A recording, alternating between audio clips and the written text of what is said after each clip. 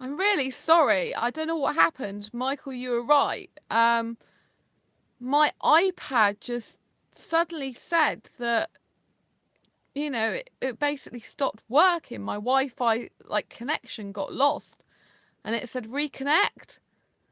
Hi, Michael. Thank you. I'm on my iPad, but I'm on my bed now, so it's going to be a little bit jerky. Thank you for letting me know there's a problem. I don't know what's gone on. It's really weird. It just cut out, went black and white, and said connection lost. And it just wouldn't let me go back on. So I thought I'd have to create another video. I don't know if the other one's even processed or what. It wouldn't let me do it. So it's going to be a bit jerky now because I'm on my bed, but my Wi-Fi is over in the corner amongst all these cuddly toy things. And so I've just pulled Eel because Eel kind of sits on the Wi-Fi sometimes. So I've had to pull him off, and I'm hoping Wi-Fi sometimes. So I've had to pull him off, and I'm hoping it's going to be fine. I need to get a pillow for my back because my back, like I said, is killing me. So I'm sorry, it's a bit. This is related to that audio issue I mentioned, so it wasn't because of you modulating. Yeah, thank you, Michael. Yeah, I agree with you. This just really freaked me out though, because I'm like, why is it doing that? Really bizarre. I get freaked out by stuff like that, It's like not normal for me. I'm like, what's going on? I don't want any weird things happening. Do you know what I mean? I get freaked out by stuff like that. So, yeah, I'm going to try not to put my thumb over the camera. So, I was talking about, I need my water as well, but it's over there. It's a pain at the bum. So yeah, what was I talking about? So I was saying grief has different stages. I think there's 4 stages in total, but with me, basically, I get really, really upset and in pain and feeling hurt. And then, after all the sort of the upset and the pain is sort of like, and it's like, and then you go through the what if this and the what if that, and you're like trying to make it better than it was or seem different than it is. And then you kind of go through the really, really angry phase, like, I don't like that person doing this. I don't like that person doing that. I don't think they're nice. Rah, rah, rah, rah, rah. And you get so angry with them and you like talk with them as though they're there in the room with you, even though they're not. And, you sort of replay situations over and over again in your head and all these different case scenarios of when you said this and what they replied. And it's really horrible. And it's like on a never ending record. And then you kind of go through the more coming to terms with it phase. And like with me, I wrote some Facebook posts. Like, I didn't mention the person obviously because I don't think that's fair. I did mention that the guy was Indian in the end because someone asked me and said, oh, were you upset by the same person as me? I said, I don't no, because I thought I don't think so. Because they don't know them. But I just said it was an Indian guy and them not valuing my time as much as they value their own, and not basically their behavior and actions didn't match up to their words, and it's just not nice. But he was really supportive, and I've had quite a lot of people being supportive on my Facebook page, and he was a Facebook friend of mine, so I've unfollowed him and defriended him now. So I haven't actually blocked him. I don't know whether to block him or not, but I kind of like have had worse people. I don't think he's blatantly malicious, but I don't think he's very nice using me for a visa. One of his messages was, "Oh, I don't want to hurt you." I thought, well, that's a bit late now, isn't it? And 2 is if someone says I don't want to hurt you, it means that they weren't really loving you in the first place, if you know what I mean. It's a bit like one of those, how can I put it, those phrases that you say to someone where you didn't really mean what you said, and you're sorry, and you don't want to hurt them any further because you obviously said stuff that wasn't true in the first place, if you know what I mean. There was no sorry, I hurt you or upset you. It's like, I don't want to hurt you. Like, it's like, well, that's a bit lame, isn't it? It's a bit late now. So do you know what I mean? It's kind of hard because I love being a nice person and I'm quite open and honest, and I think people take advantage of that sometimes, but at the same time I do have higher expectations and standards, which I think is good. So today I went through, like earlier on I was through that really angry phase, and the posts I wrote weren't really that angry. They were more like deep thinking. And I'm glad I wrote them because kind of like it helped me get my emotions out. Let me see if I've got them on my phone, actually, if I can grab my phone. Oh, sorry. I'm going back to my desk now. Quick walk. I'll see if I can read some of them out because they were quite helpful, and they're quite, because I'm a deep thinker and I do a lot of poetry stuff. I love poetry as well. So I kind of like said these sayings, which are a bit like deep thinking. So let me see if I can get them up because they're on my Facebook page, on a profile, personal profile. And I just think it'd be nice to share them with you, wouldn't it? Do you know what I mean? Let me see if I can get that. Sorry, I'm looking down at my phone at the moment, trying to get them up. So, oh, I've got quite a lot of likes. Right, okay. So let me try and get my whole feed up. Right, okay. Right, I've got it up now, so I can like, you know, I can read them all out. I just went on a splurge, and actually it made me feel so much better saying all this stuff. So this is one about asexual. Sorry, my thing's going a bit related, so it wasn't because of. Oh my goodness me, what's it doing? My iPad's playing up now. Your messages are coming through again, Michael. I've already had them. I don't. Oh well, never mind. Right, I'm just going to get on with it, even though I've got weird things happening on my iPad. Right, okay. So as you can see, just to prove that these are really on there, that's, oh god, I don't even know if you can see that. I don't think you can. Yeah, you can see that actually. See, that's one of them. So I've put, you deserve to be loved without sex in a way that you want, you need, and is healthy for you. Hashtag asexuality, hashtag asexual. Can you see that? So that's one of the things I wrote. Because, yeah, I heard that audio issue for a second where it made you sound like a robotic shriek. Seemed to be okay now, though. Okay, thank you, Michael. I really appreciate that. So I thought that was a really good post. Like, you deserve to be loved without sex in the way that you want, you need, and is healthy for you. Because as asexuals, we love and we maintain connection with people through emotional connection, you know? And it's no good if a guy says he loves me and all the rest of it, and then is not prepared to keep in contact regularly, or doesn't want to, and doesn't want to video chat and message. It's no good for me, that, you know? I don't want someone like that. It's like having a part-time interest. And he was doing this weird thing where he's being really loving in video chat and then going back to messaging like a mate would do, like an acquaintance, like, hi, have a good day. No like smiley face or love heart or anything. It's just like, well, it's a bit like we're just like going back to being pen pals again, isn't it? Do you know what I mean? It's very odd behaviour. And then I wrote this one: never let the dark intentions of another cast a shadow over your light and drown it out. You have a right to honesty, love, and time. You see, I love writing. These are like my own quotes, and I love writing stuff like this. It just makes me feel so much better because I don't know if you can see, it's a bit out of focus, I think. But it just, yeah, it looks very out of focus. But basically, I love writing this because it helps other people and it helps me to grieve and get my emotions out in a good, constructive way. Because I'm like giving myself a message, but I'm giving hope and messages to other people as well.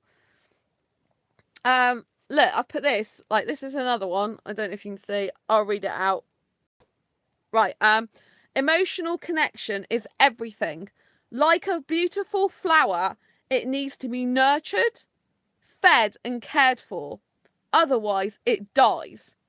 And I feel really strongly about this. The letters seem to blur together. I couldn't read it, so thank you for reading. Yeah, I prefer reading it out anyway, but I just wanted to kind of prove that I have actually written this on my Facebook. I'm not just making it up and it's my own words. Do you know what I mean? So I think it's really important. I mean, this my Facebook page is on my personal page is on public. I'm one of the few people that, well, in business you tend to always keep it on public anyway. It's just what business people do. And as I spread awareness of asexuality around the globe and do whatever, I'm all over social media. I just have my Facebook page on public. That means usually if I have someone really bad in my life, I just have to block them completely from my personal page, but they can still access my business pages anyway unless I block them from them. But this guy I haven't blocked. I've defriended him and unfollowed him. So tomorrow he'll know that we're not friends anymore because he'll be like, oh, but he can still read my stuff. I don't mind him reading this. It's about the way he shouldn't be treating me badly, should he? And other people shouldn't be treating each other badly either. And I've put, this is my next one. You have a right to need what you need, feel what you feel, and be who you are. Love yourself and take care of you with a double kiss. So, you know, you do have the right to need what you need, feel what you feel, and be who you are, you know? It's no good, you know, I in a relationship, for example, potential relationship, I do need a lot of attention because I give myself a lot of attention. I'm constantly like, I don't want someone to come in my life that treats me any less than I deserve, you know. I love time, I love attention. I give that to other people, you know. I expect to be treated the same, you know. If I'm out, I actively listen to someone. I switch my phone off usually when I'm out with my friends and stuff. It's like when I'm on video chat with someone, I literally, you know, I'm not on other media forms. I'm there in the moment, listening attentively to them, trying to, you know, engage in conversation with them and actually listen to them. And, you know, I need the same back. And I do need a lot of, I love having a lot, you know, I need a lot of time and attention in a relationship with potential one because that's what I'm like. We're all different. Some people need their space. They don't like that. Some people don't want, you know, don't like that. But that's what I'm like. And I put, look, one day someone will come along who values your worth, time, effort, energy, and they will be thankful you gave that. Sorry, I'll read that again because it's a good one. One day someone will come along who values your worth, time, effort, energy, and they will be thankful you gave them those gifts. And this is so important because, you know, people tend to sometimes not value people's time and attention, but time is the most precious gift we can give to anyone. If we spend like half an hour or an hour or something with someone, then it's really precious. I mean, this guy, he was texting me back like via messenger for like 3 hours sometimes, but it was on his time when he wasn't busy. Do you know what I mean? It's kind of like, oh, well, between the hours of this and that, I'm not busy, so you can message me, you know, rather than, you know, whereas with me, I have to do a lot of website work and stuff. So I was trying to, you know, so sometimes when I was messaging him, it's like when I should have been working. That's why I needed a sort of arrangement out with him that suited both of us, not just him. But yeah, I don't think he was really up for it, to be honest. I think it was just me saying that, you know. So I know he said he wasn't well, but then I just think that's an excuse. Like it's like, oh, I'm not well. But then the next day I messaged him. He didn't then message me for nearly a whole day, and then he's messaging me again, like going, "Oh, hi, have a nice day," with a picture of himself. It's like, well, what about my day? How am I? And stuff like that. You know, it's like, so yeah, this was what Steve wrote back to me. If he's on here, is his reply on here? I don't know. It might not be on that one. But yeah, oh, right, here it is. This is really lovely. So this was in response to one of the, about valuing each other, basically. This is what Steve wrote. It's really nice. Okay, I mean, it does say, did you meet and fall out with the same person as me? Or your recent statuses suggest we have had similar experiences or recently shared similar hurtful encounters. People don't have to shout or be physically threatening in order to wound us deeply on an emotional level. It's enough for them to neglect our needs or show indifference to our offerings of time, love, and loyalty. Anyone who dismiss your time and energy, your care and concern, and treat you as an easily replaceable, disposable option does not deserve you in their life. These are all forms of devaluation. We need to value ourselves, our time and our love more highly than this, and put our attention into people who will appreciate it and us. I thought that was really nice of him, you know. I thought it was really nice, kind, caring message, you know. And I really appreciated that. You know, that was in response to one day someone will come along who values your worth, time, effort, energy, and they'll be thankful you gave them those gifts. You know, because it is a gift, you know, when you give your time to someone, it is a gift. And he did give, you know, to be fair to him, he did give me quite a bit of time in messaging and stuff, but it tended to be all on a time to suit him, if you know what I mean. And it's kind of like, I think you're just doing this because you're lonely and a time to suit you. It's like, and then it's like, well, if you can't do it this time, then, you know, like with video chat, it's like, oh, well, we'll do it in your holiday then. It's like, well, I don't have a holiday. And even when I was employed, I only had holidays 4 or 5 times a year. That's how much you care about me. That's how much you really want to see me. Not. Do you know what I mean? And then one of my last messages I put is, you will be okay and you will be amazing. Because I think that's so important, you know? So after doing that and having some nice replies back, and you know, I've been doing my website, my asexualise.com website, and finally getting that back on track now. It's taken ages. I had to strip all the products off, all the categories, all the tags, and then start re-putting them back on there. But it still says there's some sort of server problem, so I don't know with the synchronization of everything. So I don't know if it's going to be an actual bad problem, but so far everything's working like it should be right now. So yeah, how, you know, when you're grieving, it's good to be really productive if you can. It's good to like feel the emotion, deal with the emotion, face it head on, get it all out. You know, end of a relationship, or end of a friendship, or end of a potential relationship, or end of talking, you know, messaging a lot with someone you really cared about. That is a form of grief. Oh, thanks for the thumbs up. Yeah, if anyone else wants to give this video a thumbs up, I would appreciate it. It really helps me out. Helps me raise awareness of asexuality. I really appreciate it. So, yeah, and, you know, so make sure that you deal with your grief, you know. Don't hold it back. Don't hold it in. I get over grief so much more since I just let it all out, you know. I mean, you've seen a video a couple of days ago. I was in tears. I couldn't help it because I'd had a really upsetting day. And I am a very emotional person. I do wear my heart on my sleeve. But, you know, the thing is you, in order to actually get someone who loves you and be in a relationship in the future, you have to be vulnerable. I mean, we're all vulnerable anyway. I watched this video yesterday about us all being vulnerable, but some of us hide it and pretend we're not. And this one guy, who's like a coach, he had this thing. He said, you know, there's this guy. He was doing an analogy where there's this guy in the gym with loads of muscles and everything, built like a whatever, you know, house. And, you know, and if he said that if he went in and put a gun to his head, that guy, you know, he could kill the guy, you know, flat out, and he would be dead. And, you know, therefore even he's vulnerable, a guy with all the muscly strength in the world.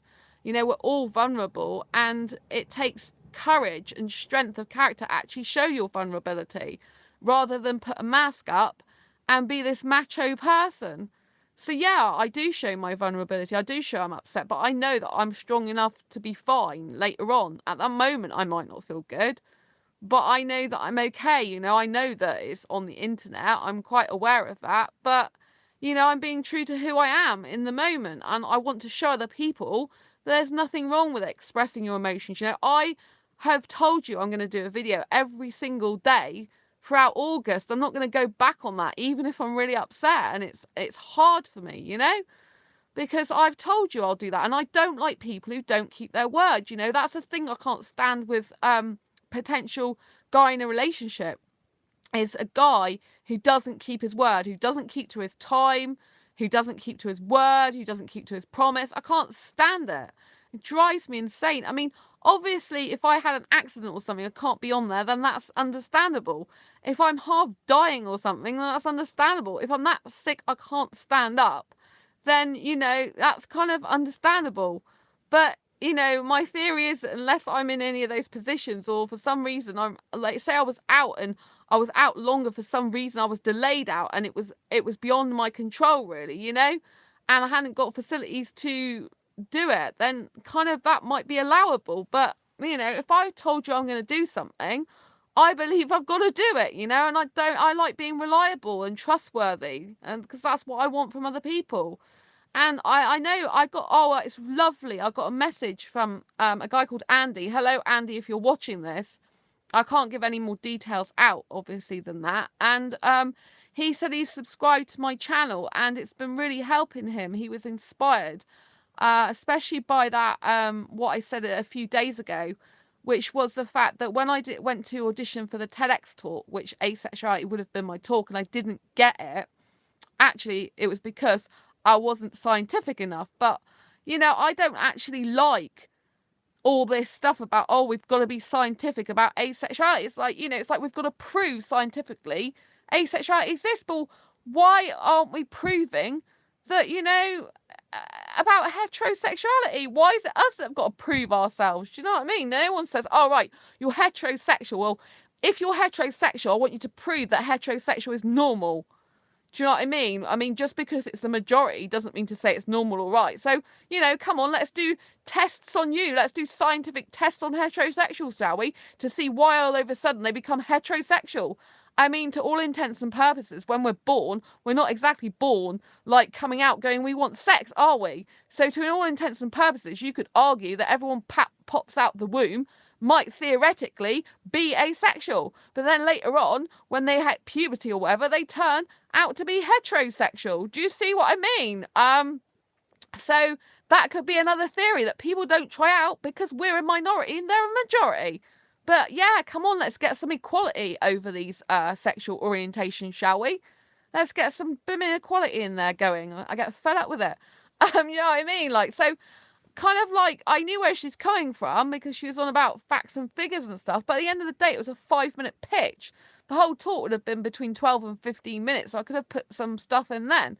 But anyway, that wasn't the point. The point is I had the amazing experience when I came out, and that's obviously why I was meant to be there, is because of that guy. I don't know if you were on that live stream or saw it.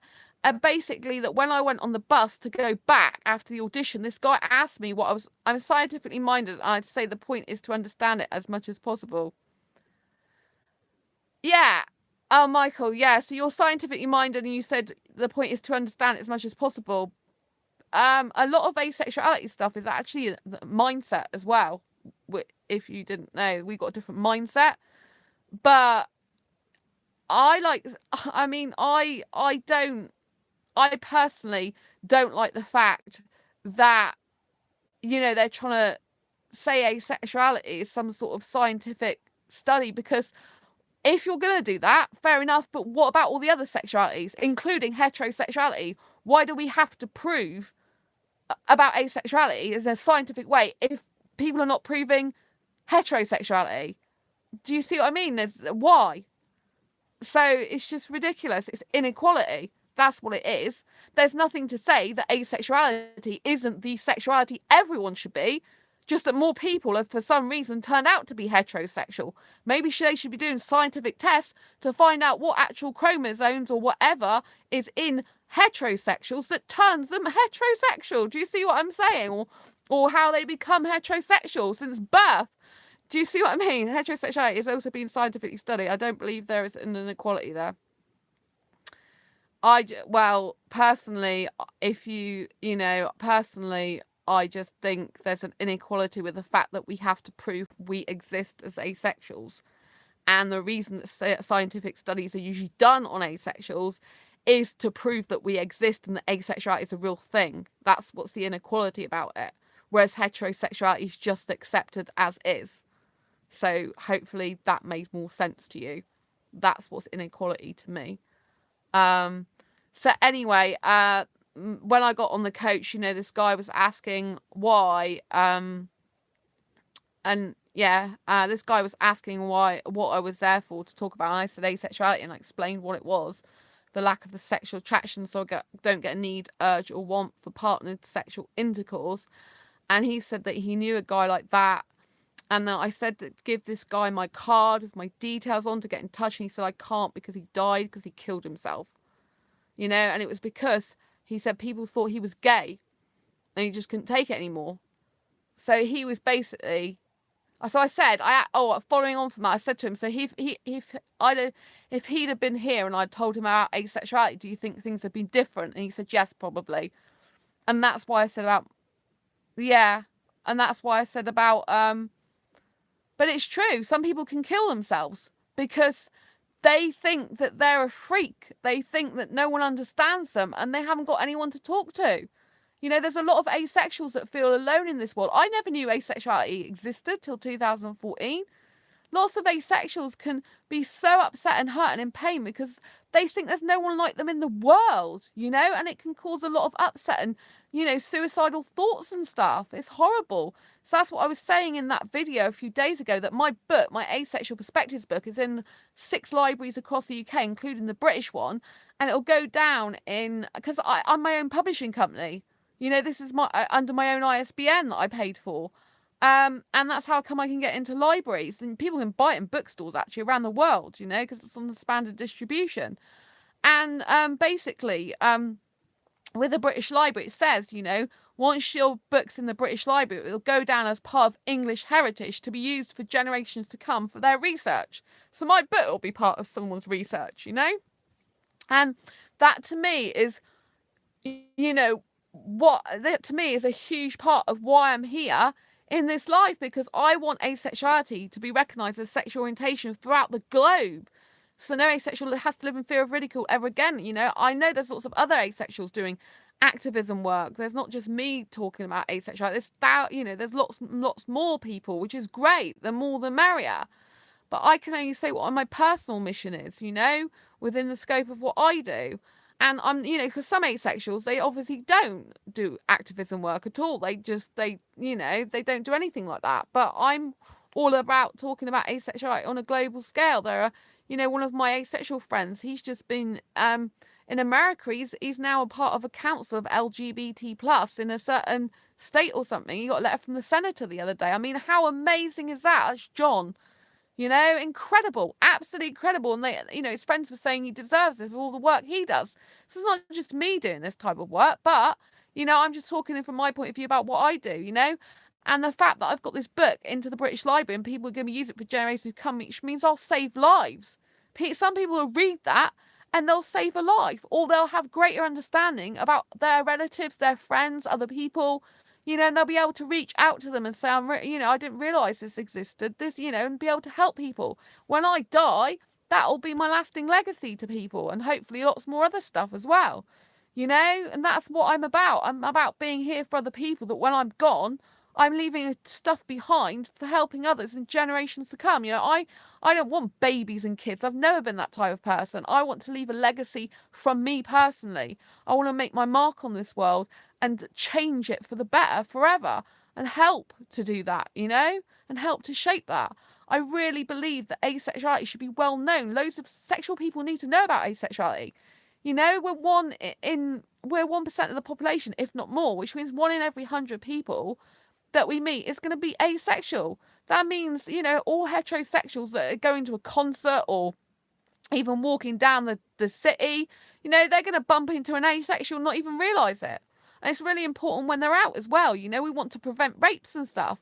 If we don't want sex, but some of us don't want to say no to it because we're ashamed or whatever, or, we don't want to reveal our identity. A lot of people aren't even out about asexuality. That puts us in very awkward positions if we are in relationships with people. I know if you're on the aromantic spectrum, you probably don't need a relationship. You probably don't want one, although there are some aromantics that do.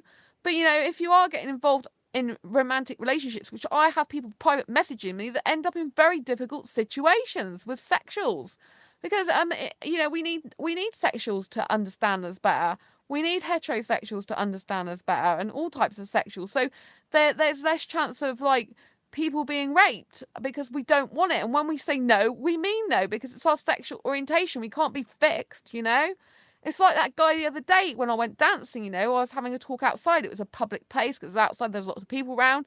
But I didn't even want to kiss him. And I said no 3 times. He goes, oh, well, I know about rape and I'm not going to push you. And I'm like, no, I don't want to kiss you, because kissing against someone's will is like mouth rape, It's a force of sexual contact that you don't want, if I'd have wanted it, I would have told him. But telling him no 3 times, it's really like, no. I said, I'm not attracted to you. Oh, well, loads of women are attracted to me with my beard because I didn't like beards. I'm like, well, they might be, but I'm not. Do you see what I mean? So we really need, a lot of people don't believe me at first. Guys don't believe me. And then when I start talking about all the work I do for asexuality, then they start believing me, because they're like, oh, well, as she does all this work, it has to exist, because why would she bother? Do you see what I mean? People take me seriously then. But every asexual should be taken seriously. There are asexuals out there having unprotected sex, and I don't really want to, I come across, because of the work I do, because they don't know what they're doing half the time. I know it sounds really bad and sounds very ignorant or uneducated, but people need to know that if you're having sex, if you're asexual, you're going to have sex. maybe you hate it, but you're doing it anyway, you know. One is you shouldn't be doing it anyway for someone else when you hate it, but, you know, if you're doing it, you're doing it.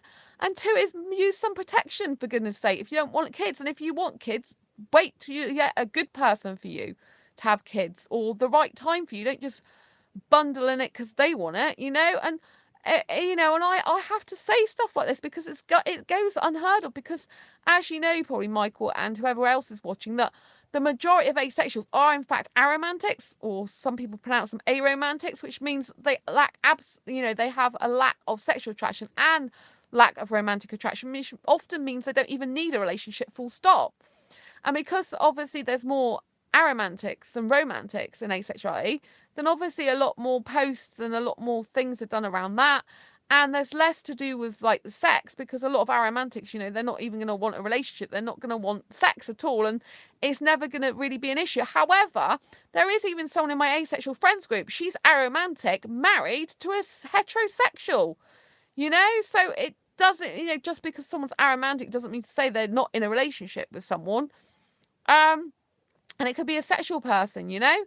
So it's really important that I do talk about these topics. At some channels, they just don't, you know, they don't want to cover the sex aspect that some asexuals have sex, because it's like seen as really taboo. Like, why would we have sex?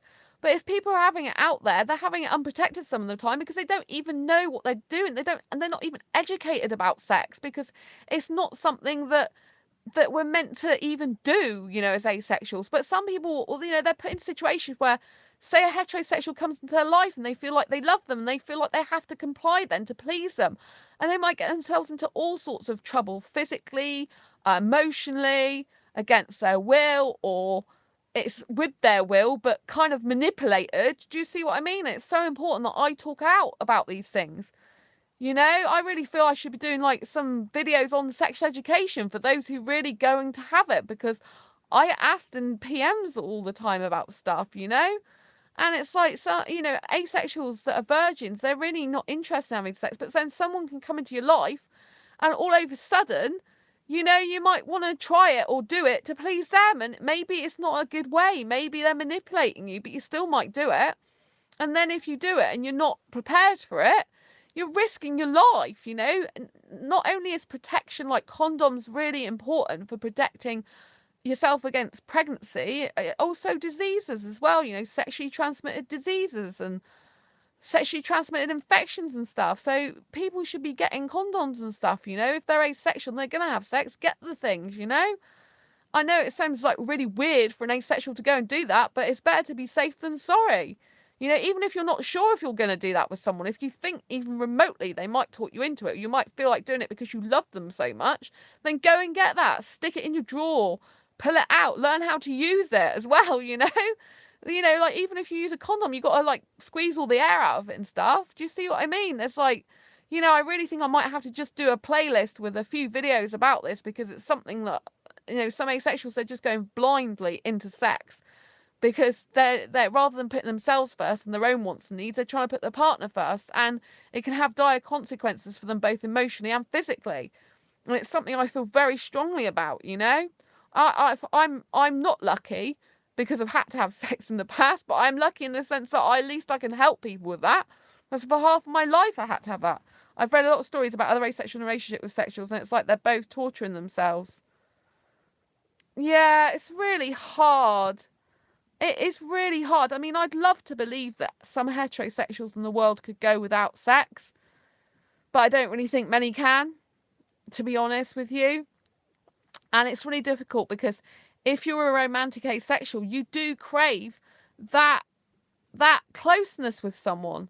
You know, I think romantic asexuals do have the relationship thing much tougher, in the sense that, you know, we do, you know, I crave like sometimes like the kissing and the closeness of being physically close to that person, but without the sexual intercourse, you know. I kind of like miss that. But, you know, to all intents and purposes, I'm great on my own. I mean, I've lived on my own for years. Absolute years. If you know how many years, you'd be like, well, I don't know if I've said how many years actually, but it's quite a lot of years. You know, I've lived on my own, and I'm used to living on my own, used to being on my own, used to going everywhere on my own, you know. And that's why I have high standards for a guy as well, because I'm like, if I'm making myself happy and going here, there, and everywhere on my own and having a blast, You know, I need someone who's going to be giving me that same happiness that I make myself, or happier, because otherwise I'm just going to be worse off with them and in a relationship than on my own. So, but I do miss a kissing. It's really weird. Like when I go out dancing, because I'm a hyper romantic, Michael. I don't know if you know what that means, but basically it means I'm excessively romantic. And being hyper romantic is I think one of the hardest, parts of the orientation that you can get. Because as a hyper romantic, I can fall in love very easily. I can get very attached very easily. I'm very emotionally connected to someone very easily. And it doesn't bode well. You know, I manage it really well compared to what I used to do. But it's still, you know, it's hard. I mean, I pretty much fancy the majority of my friends, not all of them. There's some guys that I'm just completely unattracted to whatsoever. But a lot of my friends, particularly if they're foreign, I fancy them. I can't help it. I just automatically do. On some level, I don't experience platonic attraction at all. So with me, I don't experience sexual attraction or platonic attraction. But pretty much every other attraction I do. I experience close attraction, intelligence attraction, emotional attraction, romantic attraction, sensual attraction, which is the top part of the body, not the bottom. Communication attraction, maybe. What else? Spiritual attraction is huge. Creative, have I said that, as well as intelligent attraction? Yeah, I experienced about 8 different types of attraction, but not the sexual, not the platonic. 7 or 8 different types, and it's really hard because I can be like spiritually attracted to one person, aesthetically attracted to another, intelligently attracted to another, creatively attracted to another, and I'm not poly. You know, I don't want a polyamorous relationship, or polyamorous as some people pronounce it. I'm not into that. I just want one person, but I can't help being attracted to more than one person. I don't want to be. It's annoying, to be quite honest. I'd rather be attracted to less people because it's hard for me to even be friends with some guys, especially if they're foreign. But if they're British, it's not as bad. But, you know, British guys who I'm really close to, I can feel some romance for, but not enough to want to act on that romance, if you know what I mean. Not enough to want to kiss them. I don't ever want to kiss British guys, you know? So I just don't. Not for years. So that's a good thing. Although, yeah, it's really weird. I've had a couple of dreams recently where I actually kissed one of my British friends. I'm like, oh my God, that's weird. I'm not going to say who it was. I'm pretty like, oh, that's really weird. It's not someone who I picture me kissing. So that kind of freaked me out a bit. But I'm like, oh, well, maybe it's because I think they're a nice person, comfortable with them in person. I don't know. But the kissing was kind of really weird. It was kind of a really weird feeling in the dream. I'm like, oh my God, I can't believe I'm doing this. So yeah, it's kind of really, really bizarre. And it wasn't passionate kissing, thank God. Even more worried then. It was kissing enough kissing. Yeah. Yeah, so I hope that this video has covered a lot to do with grief and accepting your a lot of topics. I know that I've been breaking up a bit on this. I'm really sorry. My Wi-Fi signal seems to be really bad tonight. Really bad. But yeah, so I'm just really proud that, you know, of the book I've written, and 46 asexuals were interviewed for it. It's not just my words, it's theirs. So that's really good. It'll help a load of people. I'm really glad that I'm finally at the moment getting over the grief of this person who's come into my life like a whirlwind and now pretty much going out of it again. So, yeah, I'm feeling calm today, feeling more relaxed and happy tonight. I wasn't this morning though. But yeah, so if you are experiencing any sort of grief, make sure you go through it, experience the emotions in your body and live with it for a while and get through it, because you get through it quicker. Hi, what's up, Grey's gang? Grey's gang. Not all of us are grey here. I haven't seen you for ages. So you're on the grey end of the spectrum then. I think you're at the end. Yeah. Oh right. That's funny. So yeah. Anyway, I'm gonna wrap up now, unless you've got any questions for me or anything else you want to know about dealing with grief, for example, or anything that you want to know about anything that I've talked about tonight. I think I've covered a very, very lot of stuff as usual. But yeah, just to let you know, just to reiterate, let your emotions out, and try and be around people that value worth. And you know, it's good to call people's bluff. They don't expect it, you know, they don't expect that you're going to turn around and say to them, okay, put your money where your mouth is. You want this, come and get it. This is how. I think so. You think so what? That people don't usually call your bluff? People are not used to being called bluff being called. Is that what you're laughing at?